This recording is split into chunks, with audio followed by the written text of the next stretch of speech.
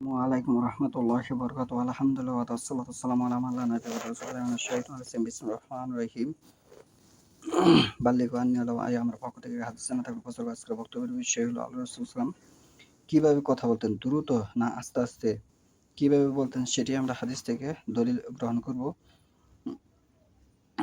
আয়েশা রাদিয়াল্লাহু আনহা হতে বর্ণিত, তিনি বলেন, তুমি অমুকের অবস্থা দেখে কি অবাক হও না? তিনি এসে আমার হুজরার পাশে বসে আমাকে শুনিয়ে হাদিস বর্ণনা করেন। আমি তখন সালাতে ছিলাম। আমার সালাত শেষ হবার আগেই তিনি উঠে চলে যান। যদি আমি তাকে পেতাম তবে আমি অবশ্যই তাকে সতর্ক করে দিতাম যে আল্লাহ রাসূল তোমাদের মতো দ্রুততার সঙ্গে কথা বলতেন না। আল্লাহ রাসূল সাল্লাল্লাহু আলাইহি ওয়াসাল্লাম তোমাদের মতো দ্রুততার সঙ্গে কথা বলতেন না। আল্লাহ রাসূল দ্রুত কথা বলতেন না।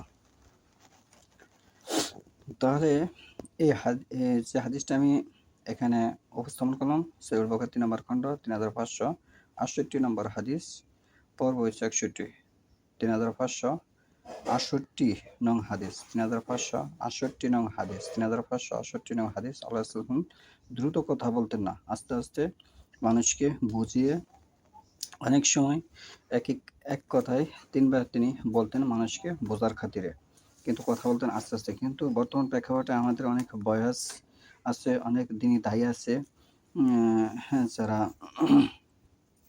মানুষকে দিনই দাওয়াত দিতে যেয়ে অনেক তাড়াহুড়ো করে কথাবার্তা বলে, যা সাধারণ মানুষ একেবারেই বুঝতে পারে না।